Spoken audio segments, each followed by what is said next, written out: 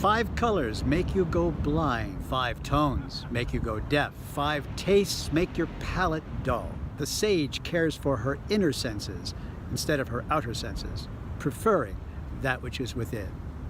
That's a little bit of wisdom from the David-Dorian. And if you'd like to find out how you can keep yourself from going blind and deaf and dull, stick around, because I'm going to talk about that in today's lesson. I know that you're curious, I know that you're strong, but life can be furious and things can go wrong. You go, we're better off tomorrow, but who knows if we get joy. Hi everybody, it's David-Dorian Ross from David-Dorianross.com and TaiChiFit.net, and welcome to my YouTube channel, Learn Tai Chi at Home. This channel is all about helping you learn Tai Chi so that you can find better health, live longer but feel younger, find inner peace and harmony, and learn to defend yourself against attackers. Now, if this is your first time on this channel, first of all, welcome. And if you're a beginner who wants to learn to do Tai Chi at home, then all you've got to do is press that subscribe button so that you'll never miss another lesson. Now, today is day 67 of 100 Days of Tai Chi, which is the video series where I'm teaching you the traditional Yang family long form, 103 movements, beautiful and elegant but very old school way of practicing and mastering your Tai Chi movements. Today we're learning the next movement in the sequence, which is known as the diagonal flying or slanted flying movement. It is a movement we've done before, but I wanted to be out here on the beach where I could do a little work with the camera on footwork and just be next to the ocean. We've also got this great question of the day about the senses. And so what we're going to do is we're going to jump into the question of the day and then right into the movement. So let's just jump in. Your heart and your soul. So today's question of the day comes from the viewer Joy Freeman. Joy, hello. Who says that when she practices that she often closes her eyes and can get a sense of even the color of the energy, color of the chi. But then when she opens her eyes up, it disappears or it gets lessened. What's that all about? Well, Joy, that's a really great question. And it has to do with something we call the distraction of the senses. This is a principle that has been identified by lots of different spiritual and energetic traditions. And I'm going to kind of blend together both Tai Chi tradition and yoga tradition when I talk about this. So in yoga tradition, there is a principle called pratyahara, which means to withdraw the senses. Much like the quote I gave from the David-Dorian, the senses can sometimes blind us to or distract us from what's really going on. I mean, things are beautiful, things are interesting, but when that takes us away from being in the moment and being authentic to ourselves, or being sensitive and mindful to the energy within, then sometimes it doesn't do us any favors. We want to be able to go back and forth, So the practice is that little by little we begin to withdraw our attention to sight, to sound, to taste, to sensation, and all of these things, of course, meaning the external sights and sounds and tastes and sensations, and focus again on the inner energy, the inner sights, the inner sounds, the inner thoughts, the inner feelings. And then little by little we begin to leave away the distractions of the inner thoughts and inner feelings and inner sounds. And in doing so, we find that what's left. And what's left is that space in between. The space in between the thoughts, the space in between the feelings.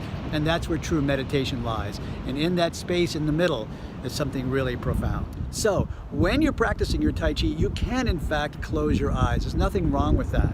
You can in fact listen to music, because music focuses your sound attention into a very, limited space, instead of being distracted by the airplanes and the kids walking by and the dogs barking and all that kind of stuff. Right? You can, in fact, drink some water to wash out your palate so that there's a clean and sort of neutral taste in your mouth. And little by little, you don't need to do that, because you can just instantly drop into that clean and pristine spot. Anyway, thank you, Joy, for that question. Great question. If you've got a question about the traditions of Tai Chi, or how to get deeper into your meditative state, or how to focus your mind and heart during your movements, I'd love to know what your questions are. Please go ahead and write them into the comments section.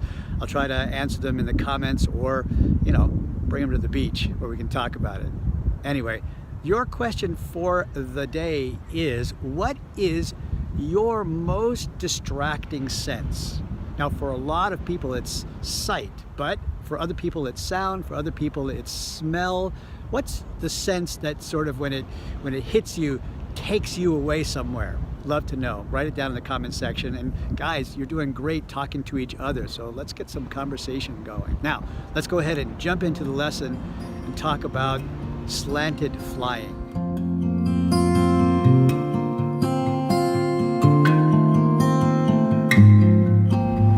Let's first take a look at the whole movement from the end of repulse monkey, like doing one last repulse monkey step, then right into diagonal flying.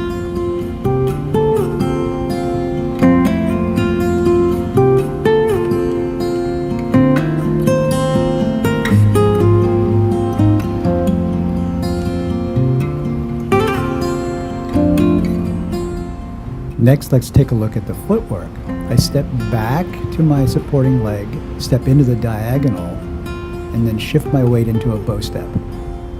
One more time, let's take a look at the virtual 360. I step back. You can even stop in a T-step. Then the diagonal step puts you right in line with that left foot. You turn all the way around, shifting your weight, moving the center of gravity forward, ending in a bow step. Just one step in this movement. The hand motions begin with a downward pull of both hands. After repulsed monkey, you pull down and then circle them around to make a hold the ball. So here's the pull down. Left hand rolls around on top. As you step into the corner then, you begin to separate the hands. That right hand's going to arc underneath the elbow and circle out around into the diagonal flying position. Now, as you circle that right hand underneath the elbow, the left hand comes inside the right elbow and down. Then the two hands separate. The left hand going down, right in line with the hip, the right hand winding up, right in line, the wrist in line with the shoulder. Last, special view from overhead.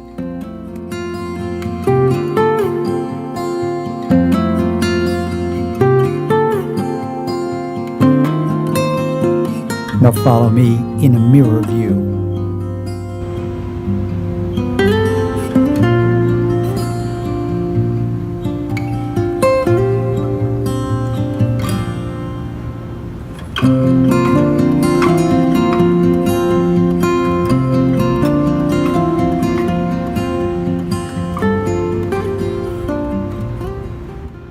Well, there we have it. The end of another absolutely wonderful lesson. Wonderful for me. I'm on the beach. I hope that you enjoyed it too, though. And if you did enjoy it, you might just pop down there and click that little thumbs up like button. Hope that you do that. If this is your first time on this channel and at the end of this lesson you're thinking to yourself, you know, I could do this. I could learn Tai Chi at home. I could follow along, especially this guy, David-Dorian. He breaks it down pretty nicely. At least I hope I'm doing a good job. Then all you've got to do is hit that subscribe button so that you'll never miss another lesson. Tomorrow's lesson, by the way, we're doing a movement called Raise Hands. So come on back and be a part of that. And for the rest of you, you're awesome. You're wonderful. I hope that I see you tomorrow. In the meantime, thank you for giving me the opportunity to share my Tai Chi with you. I love you. I'll see you in the next lesson.